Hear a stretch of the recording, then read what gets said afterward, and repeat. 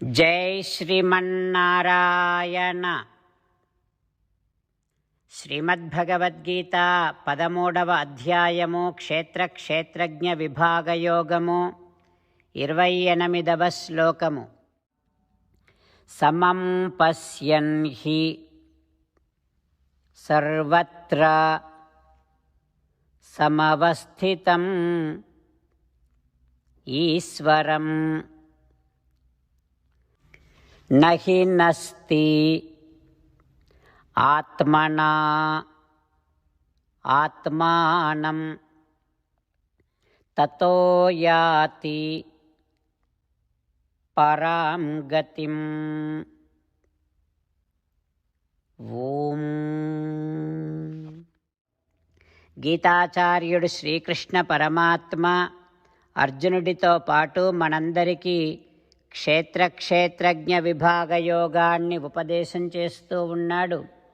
పరమాత్మ ఈ రకంగా అంటూ ఉన్నాడు, అర్జునా, శరీరాలలో ఉన్నటువంటి సకల జీవులు సమానమైన ఆకారము కలవారని, జ్ఞానమే ఆకారముగా కలవారు ఈ జీవులందరూ అని, దేహాలలో ఉన్న దేహములలో ఏర్పడేటటువంటి మార్పులు అంటించుకోనటువంటి వారు ఈ జీవులందరూ అని ఎవరైతే స్పష్టమైనటువంటి అవగాహన కలిగి ఉండి మనస్సుతో ఆత్మనే సంతతము ధ్యానము చేస్తూ మనస్సుతో ఆత్మ యొక్క స్వభావ విశేషములను సంతతము జ్ఞాపకము చేసుకుంటూ ఉంటే ఆ మనస్సుతో వారు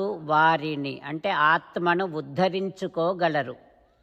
ఈ జనన మరణ చక్రములో నుండి విముక్తులు అవుతారు. అట్లాంటి స్పష్టమైన అవగాహనతో మనస్సుతో నిత్యము ధ్యానము చేసేటటువంటి వారు.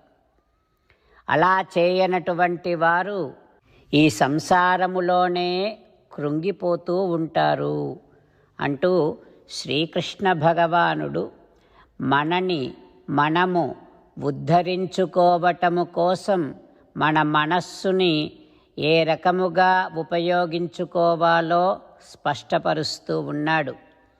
పరమాత్మ ఉపదేశాన్ని మనసారా భావన చేస్తూ ఆత్మను గురించినటువంటి సంపూర్ణమైన అవగాహనను మనస్సు ద్వారా నిరంతరము భావిస్తూ ధ్యానిస్తూ మనము అంటే ఆత్మను ఉద్ధరించుకునేటటువంటి నిరంతర ప్రయత్నము కొనసాగిస్తూ శ్రీమన్నారాయణుడిని పొందటమే లక్ష్యముగా పెట్టుకొని శ్రీమన్నారాయణుడిని మాత్రమే శరణు వేడుకుంటూ పరమాత్మ పలికిన పలుకులను అదేవిధంగా పలికే ప్రయత్నం చేద్దాం. సమం పశ్యన్ హి సర్వత్ర సమవస్థితమీశ్వరం నహి నస్త్యాత్మనాత్మానం తతో యాతి పరాం గతిం. అంతేకాకుండా మనం ప్రతిరోజు శ్రీమన్నారాయణుడికి ఒక 8 పనులు చేస్తాం అని మాట ఇద్దాం. ఎందుకంటే శ్రీకృష్ణ భగవానుడు 18వ అధ్యాయములో 65 నుండి 70వ శ్లోకాల ద్వారా శ్రీమద్భగవద్గీత అంతటికీ సారభూతముగా మనకు 8 పనులు చేయమని చెప్పాడు. అలా చేస్తే చాలు, నేను మిమ్మల్ని అన్ని విధాలుగా రక్షిస్తా అని ప్రమాణపూర్వకముగా ప్రతిజ్ఞ కూడా చేశాడు. అందుకని శ్రీమద్భగవద్గీతను అంతటినీ విన్న తర్వాత అర్జునుడు కూడా చివరకు కరిష్యే వచనం తవ, కృష్ణ నువ్వు చెప్పినట్టే చేస్తా అని అన్నాడు. కనుకనే భగవానుడు అర్జునుడికి అన్ని విధాల విజయాన్ని అందించాడు. మనం కూడా ప్రతిరోజు శ్రీమన్నారాయణుడికి ఆ రకంగానే మాట ఇద్దాం. 8 పనులు చేస్తాం అని మనము మాట ఇస్తే అది అష్టాక్షరీ మహామంత్ర జపము చేసినటువంటి ఫలితాన్ని మనకు ప్రతిరోజు ఇస్తుంది. ఇట్లా మాట ఇవ్వటం కంటే గొప్ప పూజ, యజ్ఞము, తపస్సు మరొక్కటి లేనే లేదు. అందుకని నేను అంటూ ఉంటాను, మీరు మనస్సులో భావిస్తూ ఉండండి. ఈ రకంగా మనము మాట ఇస్తూ ఉంటే శ్రీకృష్ణ భగవానుడి ముఖారవిందములో కలిగేటటువంటి ఆనందాన్ని మనం ప్రతిరోజు దర్శిద్దాం, ఆస్వాదిద్దాం. జై శ్రీమన్నారాయణ. హో శ్రీమన్నారాయణ, నువ్వు చెయ్యమన్నట్టే నేను నిన్నే సంతతము ధ్యానము చేస్తూ ఉంటా.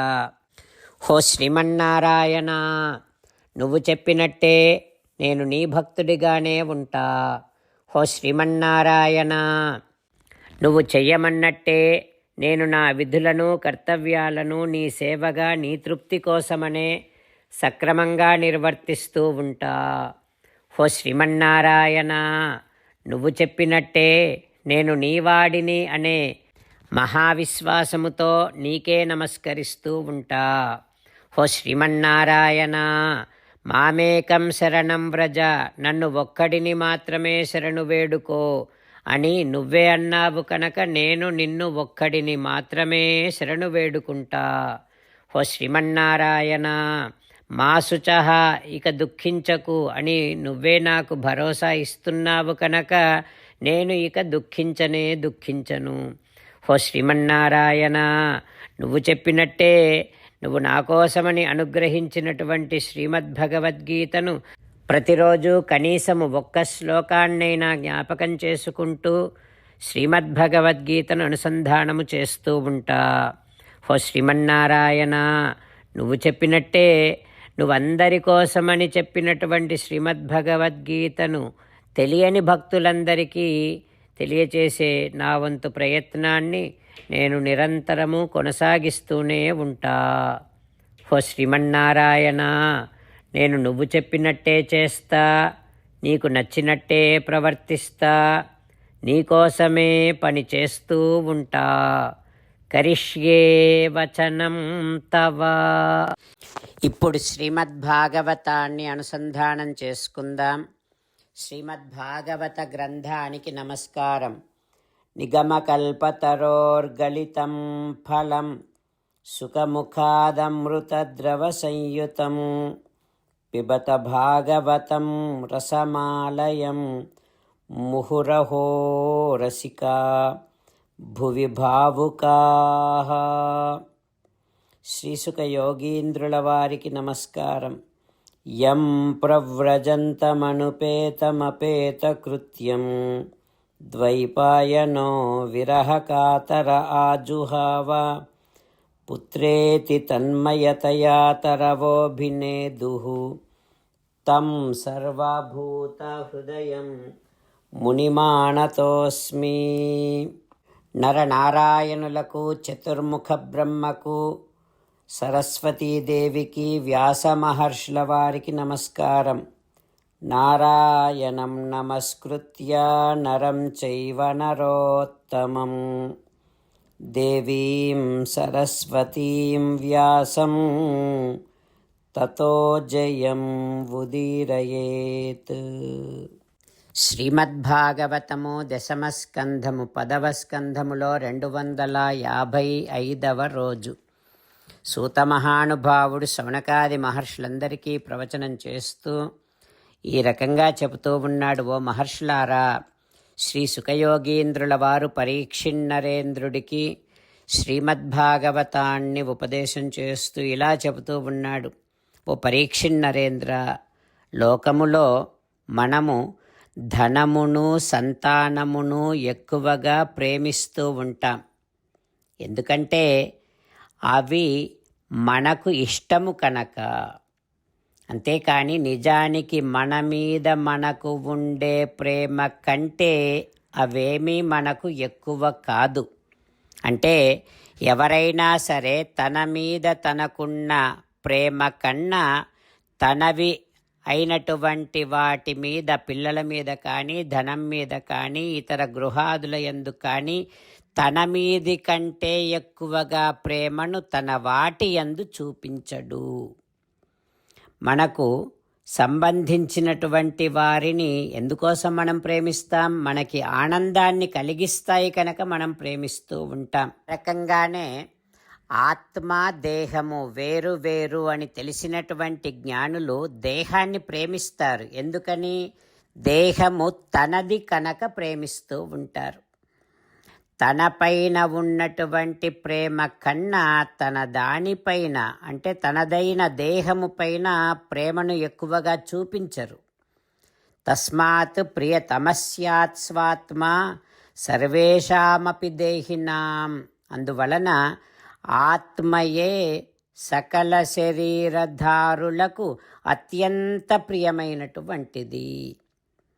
ఆ ఆత్మతృప్తి కోసమే, ఆ ఆత్మానందము కోసమే తదర్థమేవ సకలం జగదేతత్ చరాచరం. కేవలం ఆ ఆత్మతృప్తి కోసమే ఇతరమైనటువంటి వాటిని ప్రేమిస్తూ ఉంటాం.